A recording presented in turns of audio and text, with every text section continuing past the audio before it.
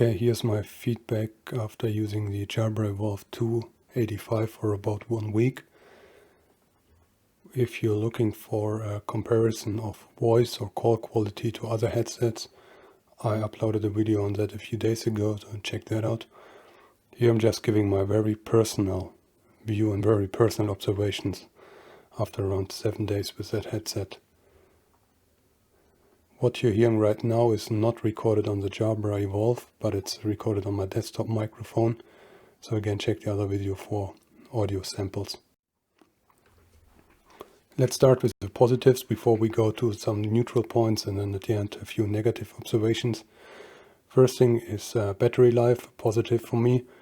I haven't measured it yet or not taken any scientific approach, but it's clear that the battery life which Jabra states of about 37 hours is significantly more than the headsets I had before. I used the Bose QC25, which had around 10 to 12 hours. And I used the Jabra Evolve1, meaning the old series, the 75, which I think had a battery life of around 8 hours. So I'm not sure if the 37 is realistic, but it's clear that it's significantly more. And that's a huge bonus. You don't need to charge it every night, but maybe once a week or so. Next thing is music quality, and that's against the background of having a headset that you use at the office for calls and so on. So it's not in terms of comparing it to high-end music headsets or hi-fi headsets or things that you would use for your home stereo or so. But based on an expectation for a headset that I use both for commuting and for office work and office calls, the music quality is definitely a plus, especially given that it comes with an equalizer. So I personally put a little more bass on it than the factory neutral setting, and it pretty much matches my taste. I'm not an expert on what good music quality should sound like or so, but it meets my needs and my expectations. And I don't have a problem listening to that headset for many hours at a time so far in the first week. So a positive surprise about music quality. Overall build quality, this thing is built like a tank. It's mainly plastic, but there are also some metal inserts. I think that frame there is made of metal. And it simply feels very sturdy. Also compared to my old Bose, which had a more plasticky feel to it. The only thing that is not so solid is that mic boom that you see on the picture, the little plastic thing.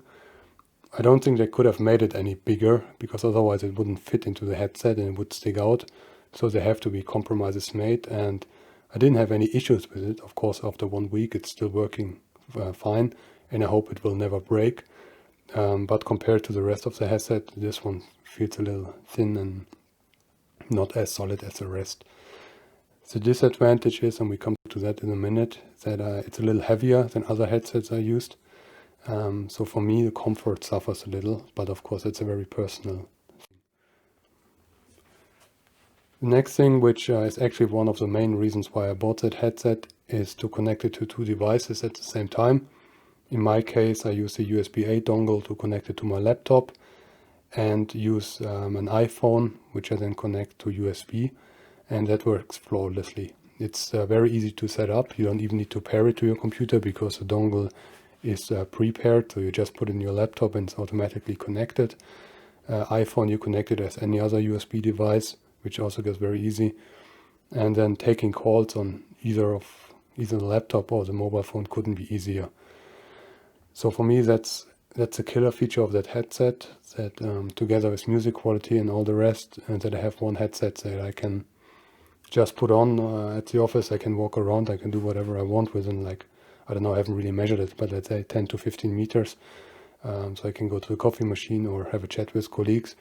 If a call is coming through Skype or Teams or through my mobile phone, I can simply pick it up on the headset. So that's for me the main reason for that headset, but of course it's a very personal thing what you need it for, or if there are other alternatives that are cheaper, if that feature is not as important for you as it is for me. Next one is a word that I made up. Call it wind cancellation. I just come back from a cruise ship, and there was very heavy wind over the last 2 days. And I was very positively surprised about how well the headset cancelled out wind when I was listening to music. So I'm not talking about calls or so. I didn't check that in the wind. But listening to music with noise cancelling or ANC on.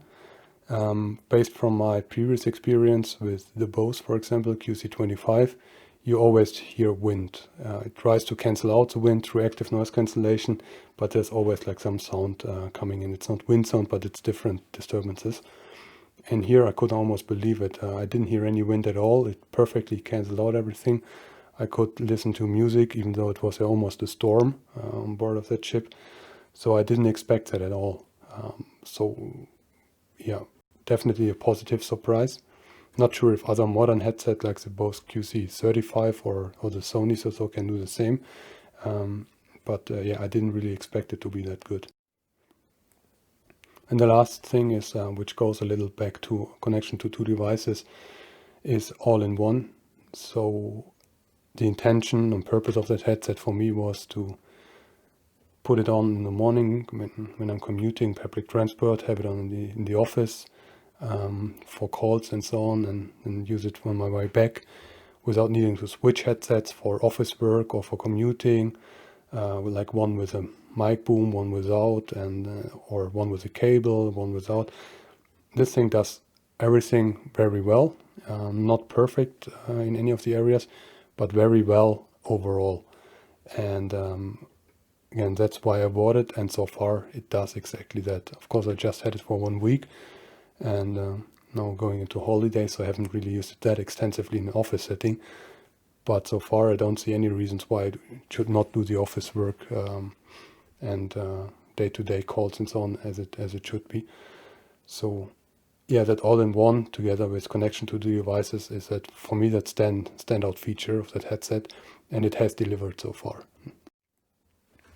Now let's go to the neutral things. Comfort. I had the Jabra Evolve2 or the old series, the 75 model, for a while, like 2 years or so. And that was clearly more like a call center headset. So it wasn't really meant, wearing it all day, listening to music. It was on ear, not over the ear. So I'm personally not a big fan of on ear.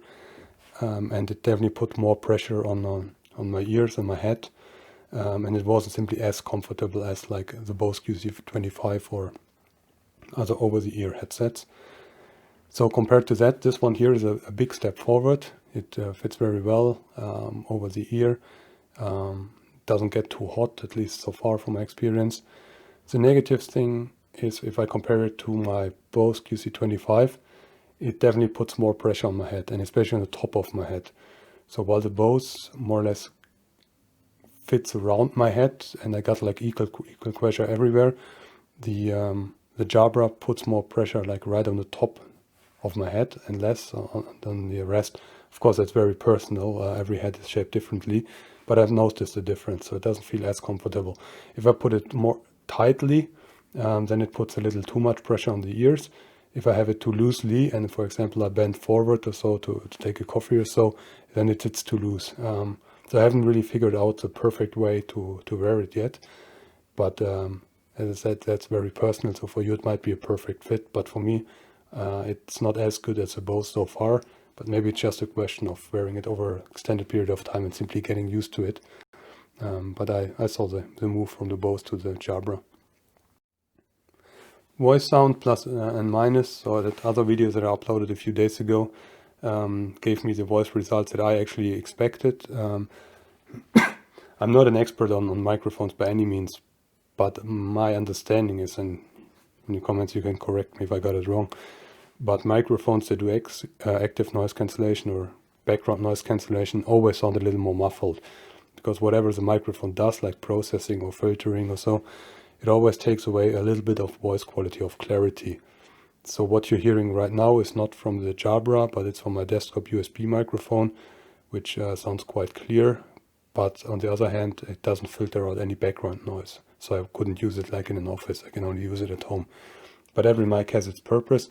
So the voice sound, both with the boom mic up and down, sounded like I would expect it, and also from my previous Jabra Evolve, it's more or less on the same level. And I didn't get any positive or negative feedbacks on my calls so far. I mean, you never get a positive feedback anyway. Who tells you that you sound great on a call? But I didn't get any negative feedback, so it more or less meets my expectations. It doesn't sound perfect, but again, I think technically it's difficult to have a noise cancelling microphone to sound as clear as a non-cancelling microphone, if that makes sense.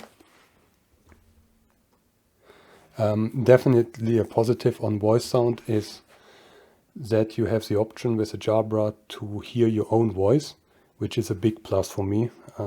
My Bose QC25 didn't do that, meaning if you have active noise cancelling on your headphone, you don't hear yourself as well, because it also blocks out your own voice. And it's a very unusual or unnatural way to have a call, because you always need to, you think you need to yell, you need to speak louder. I never really gotten used to it. So Jabra gives me the option, and I actually put it on max, to hear my own voice without any latency, which makes being on calls way more natural and comfortable. So I'm not sure if other modern headsets have that, but if they don't, that's definitely a standout feature for the Jabra that you shouldn't underestimate if you want to use it for an office context, or if you're using it for many calls. Next one is plus minus is features, and especially one, which in theory is great, but in practice, for me, it hasn't really worked out. That's if you take off your headset and you're listening to music like Spotify or so, it should go on mute. So you have a little green LED blinking. And when it does go on mute, it's a fantastic feature. You put it off, it goes on, it pauses your music. When you put your headphones on again, it resumes your music. It just continues where you left off. Great feature. You don't need to stop your Spotify manually or by clicking a button. And if it works. So far, my first week, sometimes it worked, sometimes it didn't.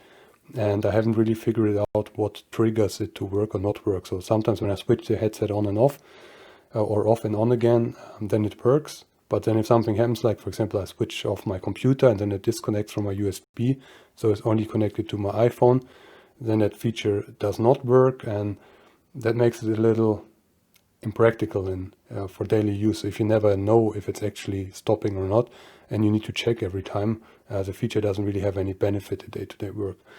I also sent a mail to Jabra a week ago asking like, what do I do wrong or what's going on?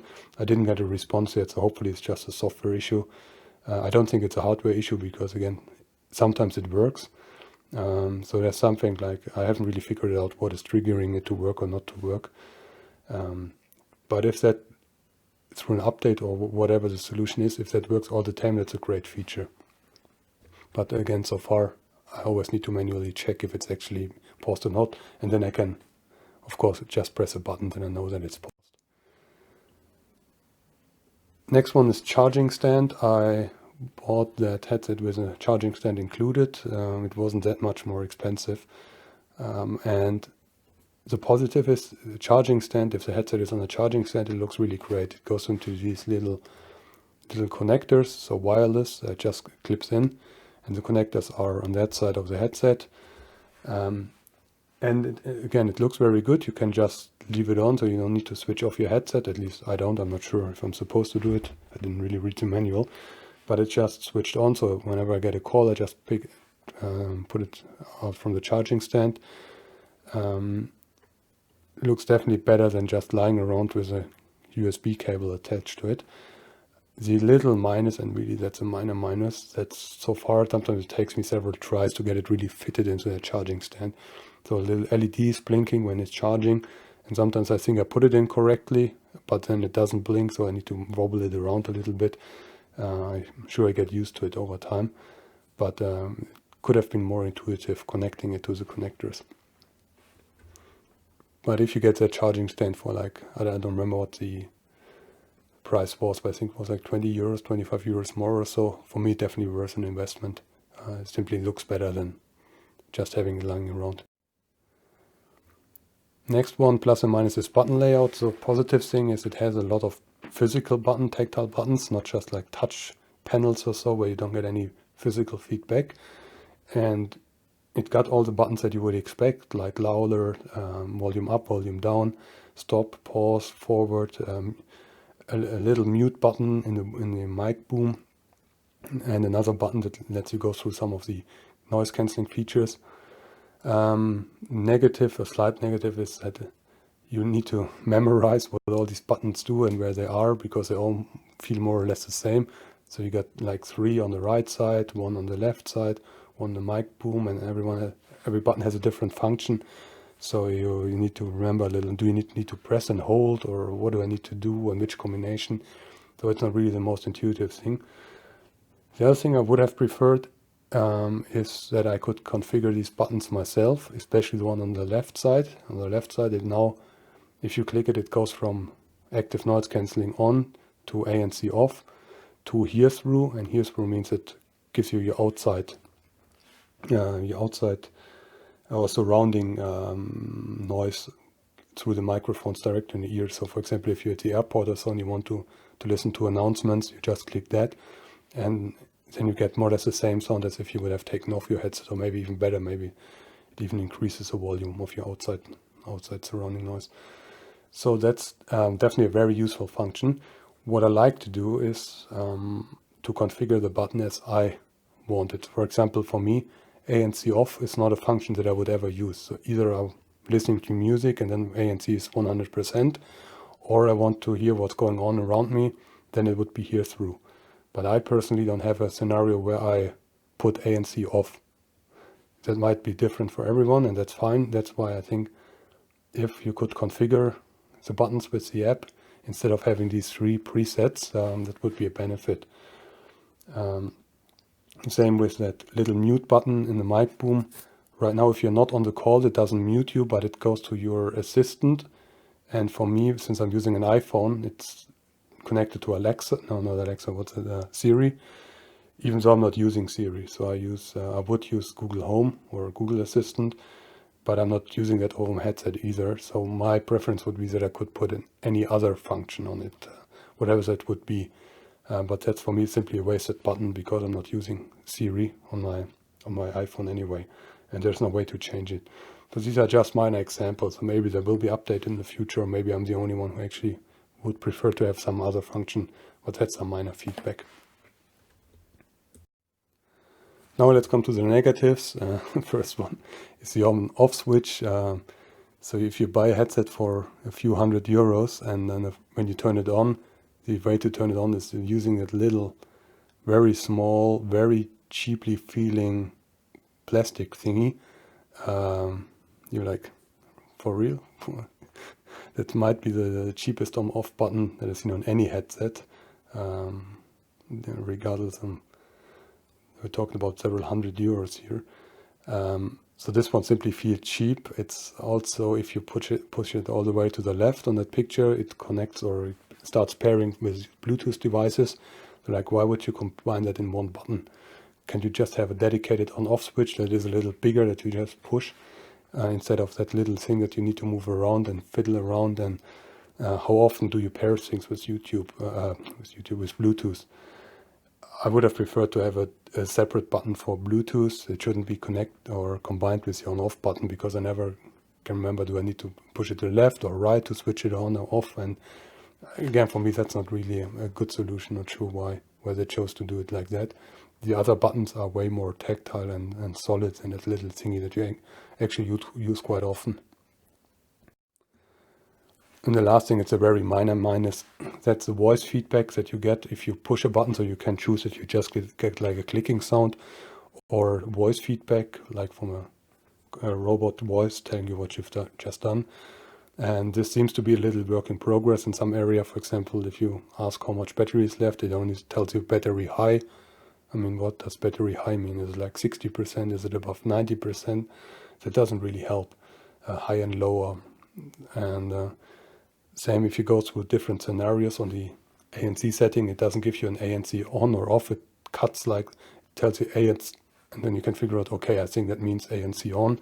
So I guess it will be very easy to update, but right now the voice feedback sounds a little like some functions, okay, I understand what it's saying, but some seem to be like not really finished.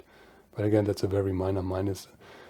Overall, all the important things for me why I bought that headset are all on the left side, especially the connection to devices and the all-in-one, and also the voice sound, which is, as I said, as I expect. It's not perfect, but I didn't expect anything more than I actually got. And all the rest are just minor features. So if you're looking for a headset and you are willing to spend that much money, maybe there are some items on that list that are important for you. If there's anything that is really important for you and I didn't address it, just leave me a comment. Again, I'm not an expert for that. I can only talk from a consumer perspective and what I think is important.